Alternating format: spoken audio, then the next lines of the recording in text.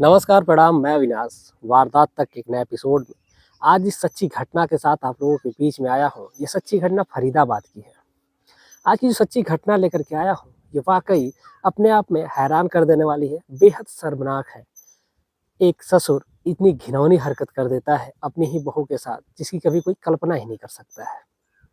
कहते हैं जो बेटी जो होती है, अपने घर से यानी कि अपने मायके से जब ससुराल में जाती है, तो वहाँ पर जो ससुर होता है वो उसके पिता के रूप में देखा जाता है और जो सास होती है उसकी माँ के रूप में होती है।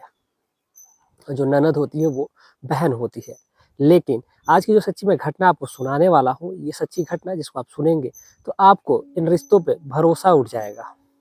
तो चलिए आज की जो सच्ची घटना है, इस सच्ची घटना की शुरुआत करते हैं। सच्ची घटना शुरू करो उससे पहले जितने भी हमारे भाई, जितने भी हमारे बहन इस वारदात तक परिवार में जुड़े हैं और जितने लोग नए आए हुए हैं उनसे विनती है, गुजारिश है कि वारदात तक परिवार चैनल को सब्सक्राइब करें और इस परिवार का हिस्सा बने। आपके प्यार और सपोर्ट की बदौलत ही ये जो हम चैनल है, ये जो परिवार है, ये आगे बढ़ पाएगा।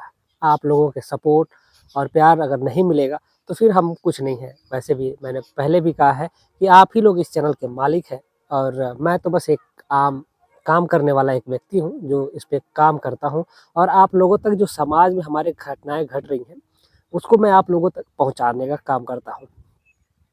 आज स्टूडियो से बाहर में व्यू अच्छा था तो मैंने देखा कि जो खेत की हरियाली है शायद जो बाहर में है, जो विदेश में हमारे भाई है, जो जैसे सऊदी अरबिया हो गया, अमेरिका से भी कुछ दोस्त हमारे हैं, अलग-अलग कंट्री से जो हमारे भाई देखते हैं वीडियो को, उन लोगों को ये जो बाहर की जो खूबसूरती है, जो मेरे पीछे जो दिख रहा है आपको ये और ये सारी चीज़ें, ये उन लोगों को देख कर के काफ़ी अच्छा लगेगा। इस वजह से मैं स्टूडियो के बाहर आ गया क्योंकि ये जो गाँव की जो खूबसूरती है, उसको देखने के बाद लोगों का जो दिल होता है, वो खुशी से झूम उठता है।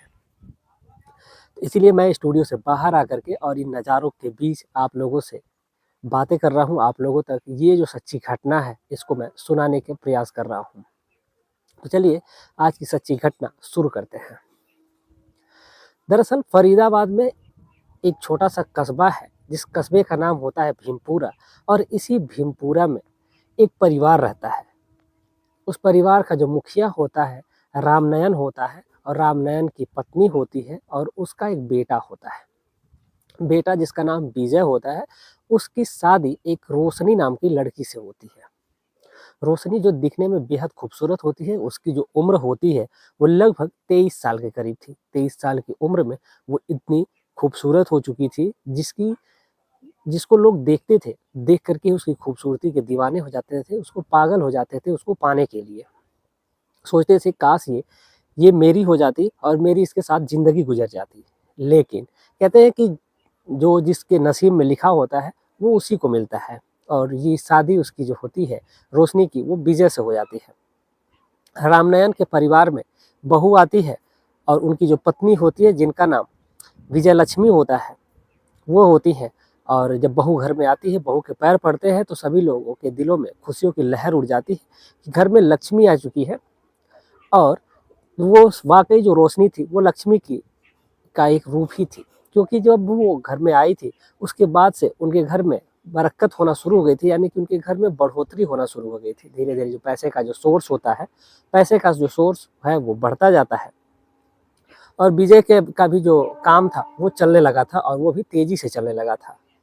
इसी वजह से लोग उसको बहुत ज़्यादा मानने लगे थे। वक़्त गुज़र रहा था, वक़्त गुज़रने के साथ-साथ कहते हैं कि जो एक परिवार होता है और यानी कि जो लड़के के जो माता-पिता होते हैं, बहू के जो सास-ससुर होते हैं, उनकी बस एक ही इच्छा होती है कि उनको एक पोता या पोती हो जाए, जिससे उनके परिवार जो है वो पूरा भरा-पूरा हो जाए।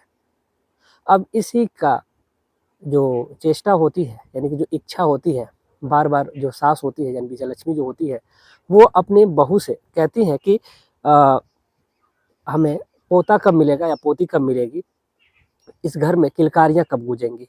इस पर जो बहू होती है, कहती है कि ये तो भगवान की देन है, ऊपर वाले की देन है, जब भी उनकी नज़र पड़ेगी, तो ज़रूर ऐसा होगा। लेकिन वक़्त गुज़र रहा था और वक़्त गुज़रने के साथ-साथ इतना लंबा वक़्त गुज़र जाता है कि कभी इसकी कोई कल्पना ही नहीं कर पा रहा था। साथ ही साथ लगभग शादी के 5 साल गुज़र जाते हैं, लेकिन उनके घर में कोई भी औलाद जन्म नहीं लेती है। सभी लोग परेशान थे, हैरान थे कि आखिर ये हो क्या रहा है, अभी तक हमारे घर में किलकारियाँ क्यों नहीं गूँजी? अब इस पर जो रामनयन होते हैं, उन्होंने अपने बेटे में ही दोष देना शुरू कर दिया। कहते हैं कि ये मेरे बेटे में ही दोष है, हो सकता है इसके अंदर ही कोई कमी हो। इसी वजह से अभी तक ये हमें संतान सुख की प्राप्ति नहीं करा पाया। अब जो विजय है, वो भी परेशान है कि आखिर वो करे भी तो क्या करे? वो अलग-अलग शहर में अलग-अलग डॉक्टरों के पास जाता है, यहाँ तक कि तांत्रिकों का भी सहारा लेता है, जो लेकिन जो तांत्रिक होते हैं, वो भी उस लड़की को पाने की इच्छा ज़ाहिर कर लेते हैं और उस लड़की के साथ गलत गलत हरकत करना शुरू कर देते हैं। इस पर जो लड़की होती है, यानी जो रोशनी होती है, रोशनी बहुत ही अच्छी लड़की होती है, सीधी होती है और जो अगर तांत्रिक कुछ गलत करने की कोशिश करता तो उसको वो डाँट देती थी और डाँटने के बाद अपने पति को बताती थी। अब इस पर जो विजय होता था, वो फिर उसको गुस्से में डाँटता था, फिर वहाँ से वो चला आता था। अलग-अलग डॉक्टरों के पास जाता है, कभी डॉक्टर लड़की में कमी बताते हैं, कभी लड़के में कमी बताते हैं। अलग-अलग जगहों पर जब वो जाते हैं, लेकिन कहीं से भी उनको सफलता हासिल नहीं होती है। एक डॉक्टर होता है, उस डॉक्टर के पास जब वो जाते हैं, यानी कि वहीं का एक भीमपुरा के बगल का ही एक इलाका होता है, उसी इलाके में एक लोकल डॉक्टर होता है। लोकल डॉक्टर के पास जब वो जाते हैं, तो वहाँ से वो कुछ दवाइयाँ देता है और दवाइयों से उसका कुछ कुछ अंतर दिखने लगता है। उसको लगता है कि हाँ, हो सकता है, शायद यहाँ से फ़ायदा हो जाए, लेकिन वहाँ से भी निराशा ही हाथ लगती है। अब आखिर ये करे भी तो क्या करे?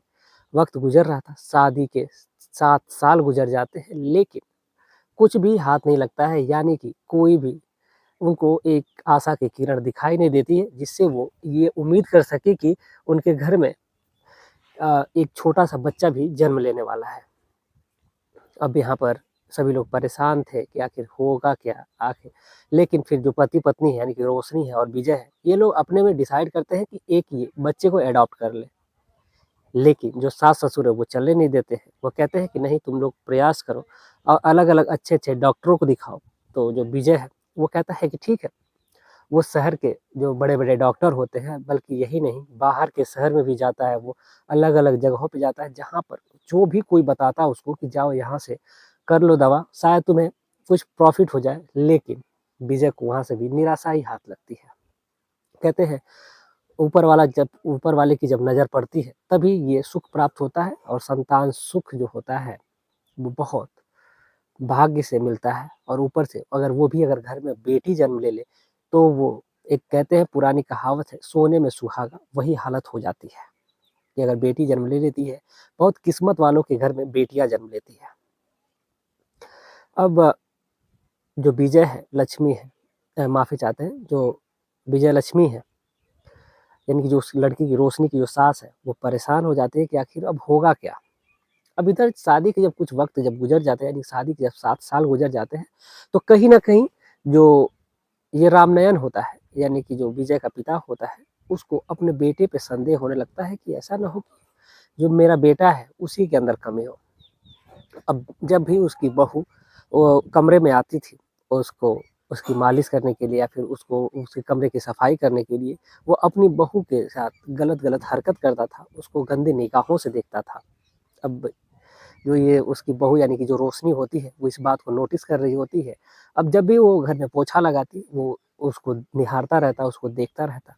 अब जब भी वो अलग-अलग बहाने से उसको छूने की कोशिश करता, लेकिन जो रोशनी है, वो टाल देती बात को, डाँट के हटा देती।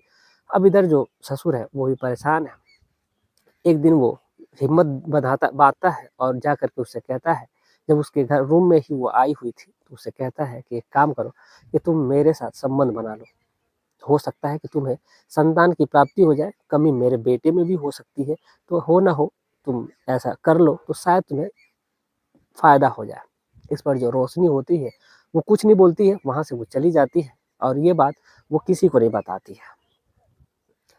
एक दिन फिर जब मौका मिलता है, जब उसकी सास और उसका बेटा मंदिर गए होते हैं, तो मौके का फ़ायदा उठाता है रामनयन और जा कर के अपनी बहू को पीछे से पकड़ लेता है और उसके साथ ज़बरदस्ती करने की कोशिश करने लगता है। इस पर जो रोशनी होती है, उसको झटकार देती है।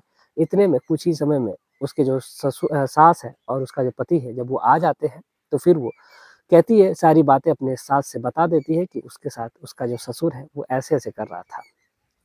इस पर जो विजयलक्ष्मी होती है अपने पति को डाँट भी लगाती है और कहती है अपनी बहू से कि ये बात किसी को बताना मत, ये बात मेरे बेटे को अपने पति को भी मत बताना, यानी कि मेरे बेटे को भी मत बताना, नहीं तो उसको बुरा लगेगा और वो अपने पिता पर ही शक करने लगेगा।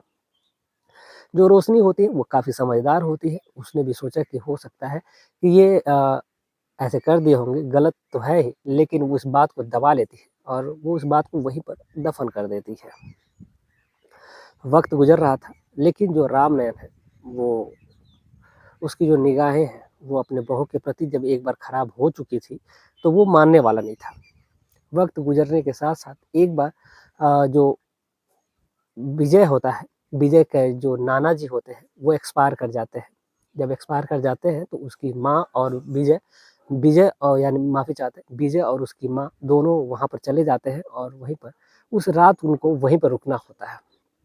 जब वो इस बात का पता रामनयन को पहले से ही चल जाता है कि आज वो आने वाले नहीं हैं और आज वो वहीं रुकेंगे। तो जैसे ही वो चले जाते हैं, मौके का फ़ायदा उठाता है और जाता है दरवाजे की जो कुंडी होती है, कुंडी को बंद कर देता है और बंद करने के बाद अब उसको फ़ायदा मिल जाता है, मौका मिल जाता है और उसी का फ़ायदा उठाता है और सीधा वो किचन में जाता है और किचन में जा कर के बहू उस टाइम पे नहा कर के कुछ देर पहले आई होती है और आ कर के उसने जो बाल में तौलिया ही लपेटी होती है और उसकी जब देखता है उसके बदन को तो फिर वो खुद पे कंट्रोल नहीं कर पाता है और जा कर के उसको पीछे से जकड़ लेता है। जकड़ कर के जब उसकी बहू उसको छुड़ाने की कोशिश करती है, लेकिन जो रामनयन है, वो छोड़ने का बिल्कुल भी उसका मन नहीं था और वो उसको उठा कर के लेकर के जाता है बेडरूम में और बेडरूम में उसको पटक देता है। पटकने के बाद से फिर वो उसके साथ ज़बरदस्ती करने लगता है और उसके बदन से एक-एक कपड़े को हटा देता है। अब इधर जो रोशनी है वो बेबस हो जाती है, लाचार हो जाती है। वो उठती है, उठ कर के जब उसको धक्का दे कर के वहाँ से भागने की कोशिश करती है, इस पर जो रामनयन होता है, वो उसको पकड़ लेता है, पकड़ कर खींच कर लाता है और ला कर के बेड पर ज़ोर से धक्का दे देता है। जब धक्का देता है, तो जो रोशनी है, वो उसी बेड पर पीठ के बल ही गिर जाती है और इतनी ज़ोर से वो गिरती है कि उसकी रीढ़ की हड्डी में उसको चोट आ जाती है और फिर वो बिस्तर से उठने में असमर्थ हो जाती है। वो चाहती है कि वो बिस्तर से उठ जाए, लेकिन वो उठ नहीं पाती है। अब वो परेशान हो जाती है कि आखिर वो करे भी तो क्या करे? उसका जो ससुर होता है, उसके बदन से एक-एक कपड़े को अलग करता है, साड़ी को, पेटीकोट को, ब्लाउज़ को, एक-एक कपड़े को पूरी तरीके से अलग कर देता है और अलग करके उसको पूरी तरीके से नग्न कर देता है। नग्न करने के बाद से फिर उसके साथ वो ज़बरदस्ती उसके साथ शारीरिक संबंध बनाता है और संबंध बनाने का सिलसिला वहीं नहीं थमता है, बल्कि वहाँ पर उसके साथ वो उस टाइम पे ही संबंध बनाता है, उस पूरे दिन बनाता है। जो उसकी बहू होती है यानी कि जो रोशनी होती है, वो उठने में असमर्थ होती है, वो अपनी इज़्ज़त की भीख माँग रही होती है कि उसको छोड़ दे, लेकिन जो रामनयन होता है, वो छोड़ने का नाम ही नहीं लेता है। वो उसके साथ पूरे दिन रेप करता है और फिर वो शाम को जाता है, बाज़ार जाता है और बाज़ार से दारू की बॉटल लेकर के आता है और ला कर के फिर वहीं पे बैठ के उसके सामने ही दारू की बॉटल खोल कर के दारू पीता है। दारू पीने के बाद से फिर उसमें कुछ पावर की दवा खाता है और खाने के बाद उस औरत के साथ यानी अपनी ही बहू के साथ पूरी रात फिर शारीरिक संबंध बनाता है। और वो जो औरत है यानी कि जो रोशनी है, वो लाचार है, बेबस है कि वो उठने में भी असमर्थ है। वो कह रही है कि उसको बहुत ज़्यादा दर्द हो रहा है उसकी पीठ में, प्लीज़ वो उसको छोड़ दे। उसको हॉस्पिटल लेकर के जाए, लेकिन जो उसका ससुर होता है, वो एक नहीं सुनता है और वो अपनी ही धुन में मस्त होता है और पूरी रात उस लड़की के साथ दरिंदगी करता है, उसके साथ रेप करता है। अब इधर जो रामनयन है, उसके साथ तो पूरी रात रेप कर लेता है, लेकिन इधर जब सुबह होती है यानी कि सुबह के लगभग जब 8 बज रहे होते हैं, तो फिर उसका जो पति होता है रोशनी का और उसकी सास दोनों जब आती हैं, आने के बाद जब दरवाज़ा खुलवाया जाता है, तो जो रामनयन होता है जब उसका नशा टूटा रहता है, तो फिर वो जा कर के दरवाज़ा खोलता है और दरवाज़ा खोलने के बाद जब वो अपनी ही बहू के कमरे में ही सोया रहता है और वो भी एकदम नग्न अवस्था में जब देखता है उस अपनी बहू को कि वो भी तो बिना कपड़ों के पड़ी हुई है, लेकिन वो दरवाज़ा नहीं खोलता है और दरवाज़ा खोलने के लिए भी जब दरवाज़ा भड़बड़ाया जाता है, पीटा जाता है, तो रामनयन कपड़ा लपेटता है अपने बदन पे और फिर जा कर के दरवाज़ा खोलता है। उसको लगता है कि हो सकता है कि कोई आया होगा, कोई पड़ोसी आया होगा, कुछ उसको चाहिए होगा, कोई सामान चाहिए होगा, उसने ये बिल्कुल कल्पना नहीं करी होती है कि उसकी पत्नी आ जाएगी, उसका बेटा आ जाएगा। जब जाता है, दरवाज़ा खोलता है, दरवाज़ा खोलने के बाद जब देखता है कि उसकी पत्नी और उसका बेटा है, तो वाक़ई वो हैरान हो जाता है, परेशान हो जाता है कि आखिर वो करे भी तो क्या करे? अब उसकी समझ में नहीं आ रहा था कि वो दरवाज़ा बंद करे कि खोले, उन लोगों को अंदर आने दे, कि वहीं से बाहर भेज दे। अब उसकी समझ में कुछ नहीं आ रहा था। इतने में जो विजय लक्ष्मी होती है, यानी कि जो उसकी पत्नी होती है, वो अंदर आती है और अंदर आने के बाद जो विजय होता है, वो भी अपने कमरे में जाता है और कमरे में जाते ही जब देखता है अपनी बीवी को, अपनी पत्नी को, जिस अवस्था में देखता है, देख कर के एकदम पागल सा हो जाता है, बौखला जाता है। अब इस पर वो उससे पूछता है कि वो क्या हुआ? इधर जो रोशनी होती है वो रो रही होती है, तड़प रही होती है, दर्द से कराह रही होती है, क्योंकि उसके साथ जो हैवानियत की गई थी, उससे भी बदतर उसके साथ वो हरकत हुई थी, जिसकी वजह से वो परेशान थी, क्योंकि वो दर्द से, पीड़ा से गुज़र रही थी, जिस दर्द से, वो शायद उसका एहसास किसी को नहीं हो सकता, क्योंकि रीढ़ की हड्डी में चोट लगी थी और वो भी रीढ़ की हड्डी में जब चोट लगी थी, तो पीछे जो उसकी पीठ थी, वो एकदम सूज चुकी थी। अब उस वजह से वो दर्द से और भी करा रही थी। वो अपने पति से कहती है कि उसको बहुत ज़्यादा दर्द हो रहा है। जब वो उसका पति यानी कि जो विजय है, वो पूछता है कि आखिर ये तुम्हारे साथ कब हुआ, कैसे हुआ? तो वो सारी बातें अपने पति को बता देती है। इस पर जो उसका पति होता है, यानी कि जो विजय होता है, अपनी माँ को चीख करके, डाँट करके बुलाता है और सारी बातें जब उसको बताता है, तो जो विजय लक्ष्मी होती है, अब वो भी एकदम गुस्से में लाल हो जाती है, पागल हो जाती है और एक डंडा उठाती है और उसी से अपने पति को, यानी कि रामनयन को पीटना शुरू करती है। साथ ही साथ जो विजय होता है, वो तुरंत पुलिस में फ़ोन करता है, वहाँ पर पुलिस आती है। इधर जो विजय लक्ष्मी होती है, रामनयन को बहुत ज़्यादा पीटती है, पीटते-पीटते उसको घर से बाहर निकाल देती है। और वो भी नग्न अवस्था में ही, क्योंकि उसने टॉवल लपेटा हुआ था, नग्न अवस्था में ही वो बाहर निकलता है, वहीं पे टॉवल खोल देती है उसका और खोलने के बाद उसको डंडे से, चप्पल से बहुत मारती है। इतने में जब पुलिस आती है, फिर पुलिस उसको अपनी हिरासत में लेती है, फिर जो सारी बातें होती है, वो बताई जाती है, लड़की बयान देती है, लड़की को तुरंत हॉस्पिटल में लेके जाया गया रहता है, वहीं पर पुलिस जो जाती है, वहीं पर उससे बयान लेती है। बयान लेने के बाद जो उसका ससुर है, यानी कि जो रामनयन है, उसके खिलाफ गंभीर धारा में एफआईआर लिखी जाती है और लिखने के बाद उसको जेल की सलाखों के पीछे डाल दिया जाता है। इधर जो रोशनी है, उसका इलाज चल रहा है और वो अभी भी अभी वो सदमे से बाहर नहीं निकल पाई है, क्योंकि उसकी रीढ़ की हड्डी में जो चोट है और उसके जो दिल में चोट है, शायद उसकी भरपाई कोई नहीं कर पाएगा, जिस दर्द से, जिस पीड़ा से वो गुजर रही होती है। हालाँकि जो उसका ससुर है, वो इस नियत से बिल्कुल नहीं वो उसके साथ संबंध बनाया था कि उसको औलाद चाहिए थी, बल्कि वो उसको हवस के नज़रिए से बनाया था। ये कहीं न कहीं ये इस चीज़ को दर्शाता है। और ये अगर वो बनाना भी चाहता था, तो उसने बहुत गलत तरीके से संबंध बनाया, क्योंकि उसको ऐसा बिल्कुल नहीं करना चाहिए था। क्योंकि जो बहू होती है, यानी कि जो ससुर होता है, जो घर में बहू आती है, वो एक बेटी का रूप होती है और अपनी ही बेटी के साथ ऐसा दुष्कर्म करना, ये बेहद निंदनीय है। शायद ऐसे इंसान को फांसी की सज़ा देनी चाहिए। आप क्या सोचते हैं? आप अपनी राय ज़रूर दीजिएगा। अभी रोशनी फ़िलहाल जो है, वो खतरे से बाहर है, वो ठीक है अभी। बाकी इस पूरे घटनाक्रम को सुनाने का उद्देश्य किसी की भावनाओं को ठेस पहुँचाना नहीं है, बल्कि आप तक ये जानकारी पहुँचाना था और आपको जागरूक करना था और आपको सचेत करना था। आप जहाँ भी रहें, स्वस्थ रहें, सुरक्षित रहें। बाकी आप क्या सोचते हैं इस पूरे घटनाक्रम के बारे में? अपनी राय ज़रूर दीजिएगा। जाते-जाते हमारे कुछ दोस्त हैं, जिन लोगों ने कमेंट किया है, मैं उनके नाम लेना चाहूँगा इस वीडियो में और मैं उनको आपके तक ये पहुँचाना चाहूँगा। श्रवण राम जी हैं और फिर है धर्मेंद्र बर्जल जी, राजीव कुमार सिंह संजीव जी, फिर है प्रमोद जी, फिर है सबल पाल जी, अगले नंबर पे फिरोज़ खान जी, फिर अगले नंबर पे है पुष्पेंद्र प्रजापति जी, फिर है हिमांशु जी, फिर है हेमंत द्विवेदी जी, गणेश पटेल जी हैं,